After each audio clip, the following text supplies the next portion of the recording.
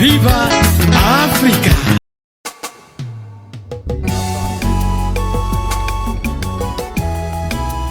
Celui qui habite l'abri du Très-Haut repose à l'ombre du Tout-Puissant. Alléluia!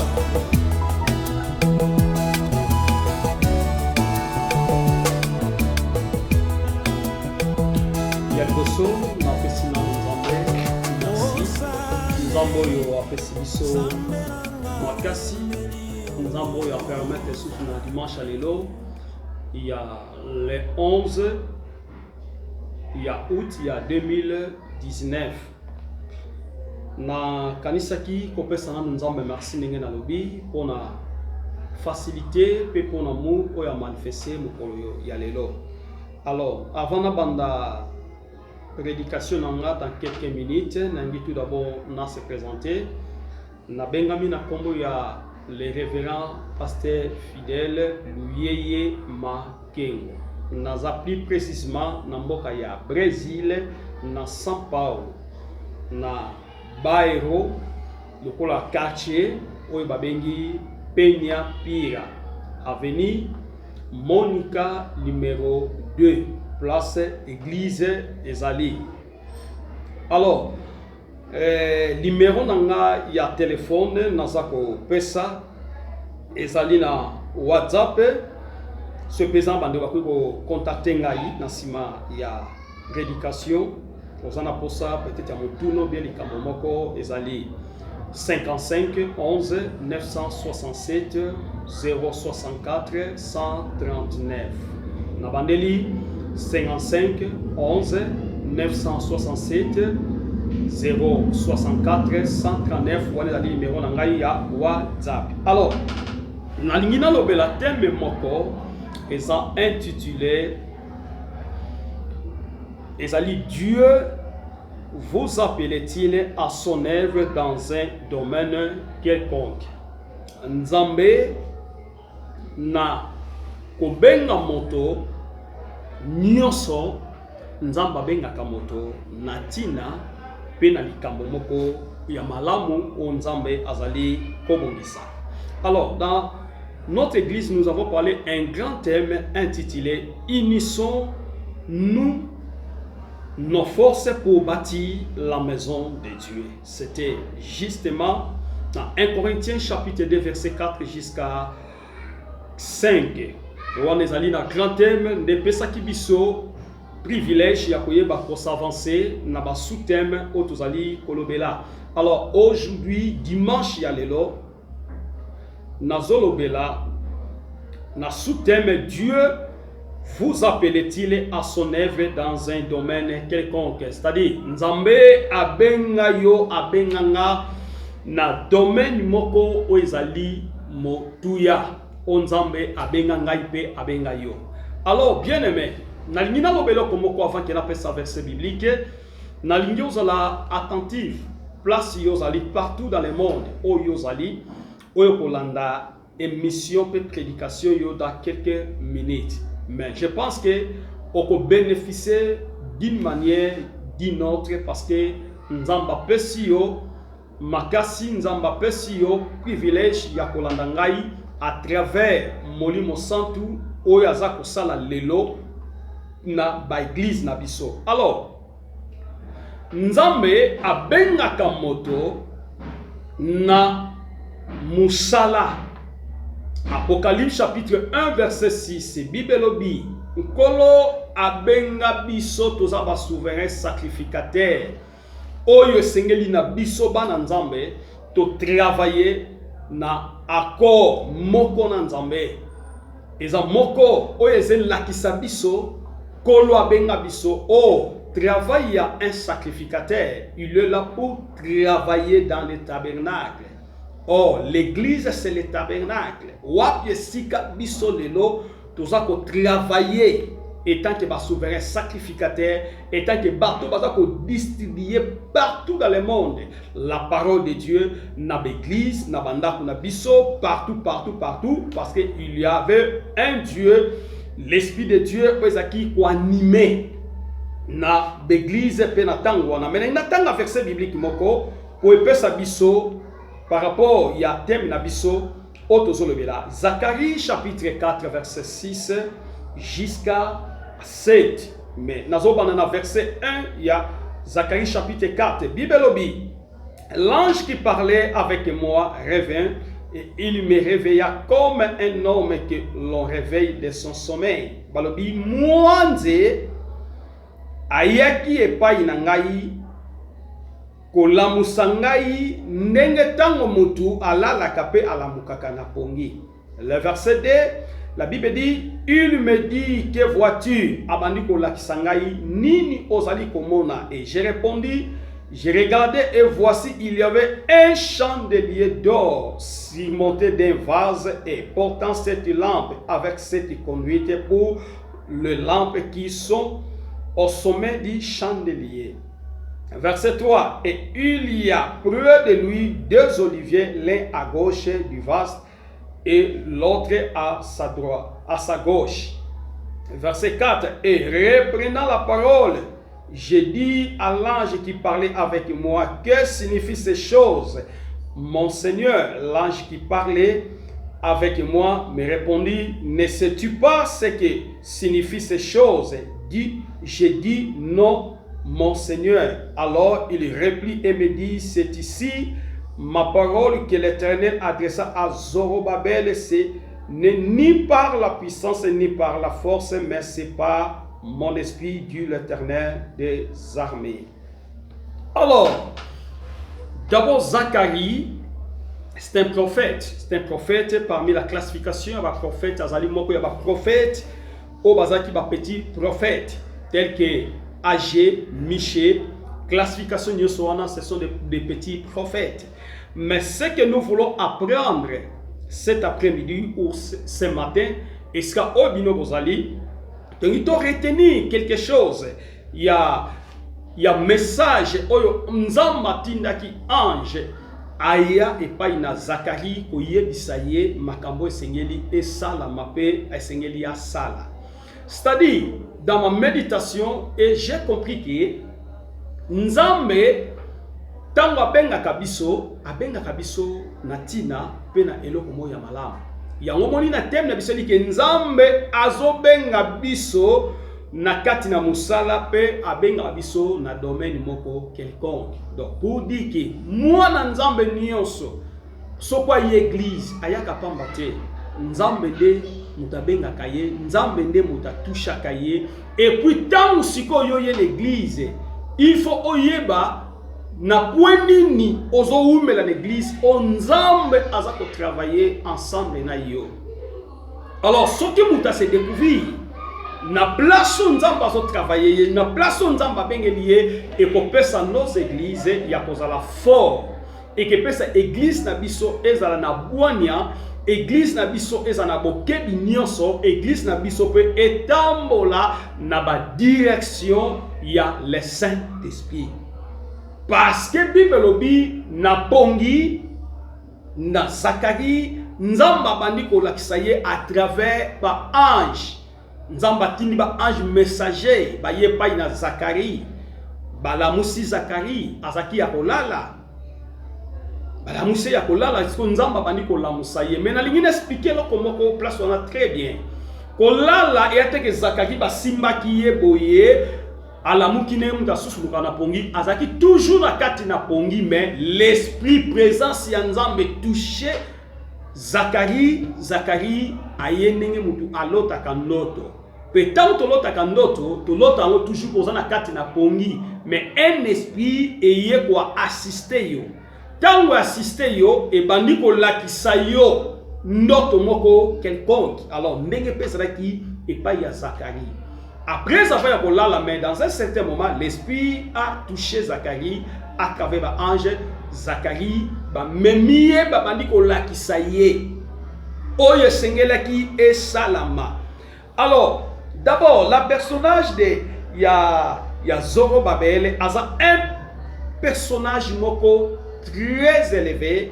Na katina Israël, avec un homme important, avec un leader. Parmi balidé le lopez salamada ça dit na l'église na biso lelo ezesamba besprit ya bazorobabeli wana eza kosalama parce que baza na posa basala eloko ya malamu, baza na posa basala volonté moko. Nakoyebisa biso basali na Nzambe partout où nous sommes. Nzambe tango azopesa likabo pe tango Nzamba abengaka mutu abengamaka na domaine moko songolo, mais au fur et à mesure moto azokola na kati ya vie chrétien, au fur et à mesure moto azokola na prière, au fur et à mesure moto azokola ya koyoka liloba Nzambe pe ya kopratiquer yango parlant que babiloko Nzamba apesaka biso kola bagage spirituel kati na biso ebandaka kobima. Tala ya mutu ebandi komonana, mutu wana esenga azala na tel domaine, azala na telle place. Eza na bato musu na kati l'église kola bengi ye etant que partenaire, eza na bato musu na église kola bengi ye li azaki modérateur, mais au fur et à mesure azokola il est devenu un prédicateur. Biso pe to ki ndengona tanto ya to yeta ke bana Nzambe to yeta ke basalité, mais au fur et à mesure tozokola ensemble na Nzambe. Et nous avons compris que nous avons quelque chose de la part de Dieu. Et aujourd'hui, nous sommes devenus des pasteurs. Parce qu'il y avait l'esprit du travail. Parce que notre grand thème, c'est unissons nos forces pour bâtir la maison de Dieu. Donc, tokobimisa nyonso tozanango pototonga. Oh, Zorobabel, il y avait Azaki Moto qui est un leader. Il y avait la pensée, il avait un esprit de Yasadi Yakosala. Et l'Okomoko Yamotuya. Vous m'excusez là où vous êtes. Yakosala eloko ya motuya pour l'avancement ya œuvre ya Nzambe. Mais amitala kike ngamona kokate, il faut tous ensemble. Mais l'esprit asimbaye molimo asungaye et avec l'aide du Saint-Esprit Zorobabel et yabaki kosala oyo et sengelaki. Alors, na verset ototangi, balebi na verset 3. Nasima nango tangu angelo amemie balakisi les 7 chandeliers. Or les 7 chandeliers tout simplement représentent l'esprit de Dieu dans nos églises, représentent aussi la grandeur de Dieu, la profondeur de Dieu dans nos églises. Nous avons besoin que Dieu allume sa lampe. Tout ça pour ça que Nzambe mpole na ye emonisa manakati na église, parce que ce qui pole ya Nzambe et c'est monisa manakati église, alors ça dit batrupo otozoteya, batrupo wana bakozala connecté, batrupo wana bakozala na force, batrupo wana bakoservir Nzambe très bien parce qu'il y a l'esprit de Dieu. Et l'église marche avec la lampe de Dieu. L'église marche avec la pensée de Dieu. Au chaque jour, ils ont un mouvement, ils ont kopela. Nangina di samoto moko azona nanga sikoyo. Sokozo tambola na Nzambe. Nzamba kolakisa yo, Nzamba kopeso bagigi, Nzamba kopeso ba direction, parce que Nzamba benga yo na domaine moko na kati église po oye ba ko se servir Nzambe. Comme mona kate ke yo za lelo côté, même place aux ali, ba négligea yo, aux serviteurs, aux servantes, aux mona Nzambe. Peut-être aux appels ba idée malamu, mais ba considérer yango te. Mais na koyebi so pe na ko peso courage.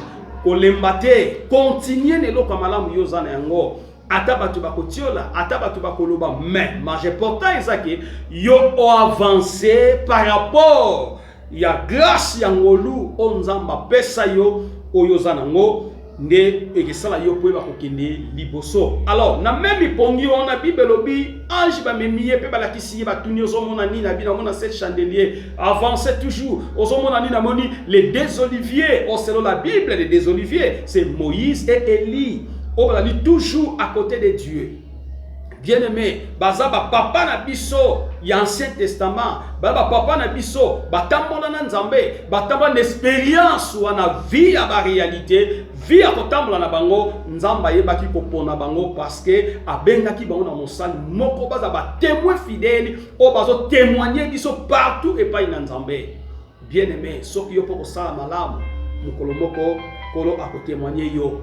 Soki yo ko sala malamu, mukolo moko kolo a tika yo te. Donc nous sommes obligés dans nos églises, avec ce que nous avons, nous devons donner ça, nous devons contribuer d'une manière spirituelle, d'une manière matérielle. Nous devons contribuer pour que l'œuvre de Dieu puisse aller en avant chaque jour. Kolembate, mais zwa courage. Na o nzamba zobenga yo. Zwa courage, servi nzambe. Ozana eloko moko kati na yo, mais okoma négligent. Lelo eloko wana elala kati na yo. Lelo eloko wana ezesala te kati na yo. Mais eza lokola explication na pesi na l'église. Ya lokola mafuta tango bazwaka yango, tango ebimaka ezaka fraîche. Mais après avoir sali 2 jours 3 jours, batiango place mafuta ekangamaka. Mais esenga sikoyo l'esprit de Dieu. Ça dit bazwa mafuta batiango na moto pe yanduka. C'est ça. Yango esalaka biso chaque jour tokendaka église. Parce que molimo wana oda 4e sengeli eyandukaka esalaka. Ozana likabo esalate parce que tu travailles. Oh, likabo et travaillaka na kati na vie na moto si l'homme travaille avec Dieu.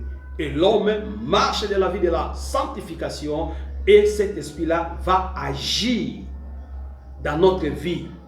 Et ce qui espionne agit directement que les œuvres de cet esprit doivent commencer à manifester dans notre vie. Et les charismes et que soit place dans la carte de la vie biso ngana zo quoi place yo pour vendre aux serviteurs aux mwana nzambe wana loko moko o nzamba benga yo nzamba benga yo na domaine moko nzamba benga yo pour servir nzamba benga yo pour tika ndeko zate na carte église ozo sala loko te église kende côté na domaine moko solo na carte l'église côté na organisation mo na carte l'église et ko pesa implique avancement na œuvre ya nzambe pour ekende liboso. Même Bible ce n'est pas nous. C'est-à-dire que les abisoté nkolo toke pa na yo mais yondo pona ki biso pour ebaki ko choisir biso pe ko établir biso de ce que nous sommes aujourd'hui. Alors pour enfin pour na ça seulement pour na moi mokena zaki nango okena ndako tangi na 1 Pierre chapitre 5 verset 10 otangi na Jean chapitre 15 verset 6 otangi na Galates chapitre 5 verset 13 otangi na Philippiens chapitre 2 verset 3 et otangi na Zacharie chapitre 12 verset 10 otangi na Hébreux chapitre 10 verset 29 na bandeli otangi na 1 Pierre chapitre 5 verset 10 otangi na Jean chapitre 15 verset 6 otangi na Galates chapitre 5 verset 13 otangi na 2 Philippiens chapitre 2 plutôt verset 3 puis otangi na Zacharie chapitre 12 verset 10 puis na sukotangi na Hébreux chapitre 10 verset 29. Je pense que cela est dernier verset na biso otolingi totanga.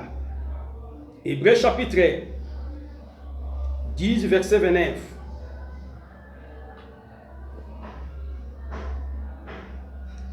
Hébreux chapitre 10 verset 29. Bible dit: de quel pire châtiment pensez-vous que sera jugé digne celui qui aura foulé aux pieds le Fils de Dieu, qui aura tenu pour profaner les sangs de l'alliance par lesquels il a été sanctifié et qui aura outragé l'esprit de la grâce. Bien-aimés, nous sommes dans le temps où l'Esprit de Dieu agit et l'Esprit de Dieu est en mouvement. L'Esprit de Dieu est en train de travailler dans nos églises. Et Dieu ne donne pas et pas une moto et loko moko et loko wana elala. Nzambe soki abengi mutu, nzamba benga mutu na domaine moko pe apesa ka mutu talent wana sengeli esala. Sikoyo apporte par le bini. Alobi de quel pire châtiment abi nini okoyeba kozala sentiment pensez-vous que sera jugé digne. C'est-à-dire que moto yo nzamba pesa ki eloko moko soki osaleli yango te oyebaki ko rejeter yango ko bwaka yango babitango mwana na moto le Fils de Dieu qui aura tenu pour profaner les sangs de l'alliance par lesquels il a été sanctifié et qui aura outragé l'esprit de la grâce. C'est-à-dire, on a quelque chose n'a pas ensemble. Yeba ko sale lango poso sale li yango te au foulé yango au pied au bois ici yango mokolo moko on la condamner par rapport na talent pe na domaine on nzambe a bengela kiyo. Alors, c'est important na moi exhortation na biso otolobeli na tango oyo na yebi keza na bato ebele bakolanda message aux prédications dans quelques minutes on a tei na yebi ke to belé ba chrétien bazan ba difficulté même les hommes de Dieu ba information à lokuta ba makambu ya lokuta tamusu ba suspenda yo tamusu supe l'église ba négligent pour na don moko za na yango tamusu pe bato bazokota yo doute mais na zo bisayo oza lelo kwa nzambe c'est forcé aller en avant nzamba za na yo ensemble lelo bato be bakina makabo eze sala susute parce que balobela ki place mo pas pasteur parce que ba critica ki parce que bato bakota ki doute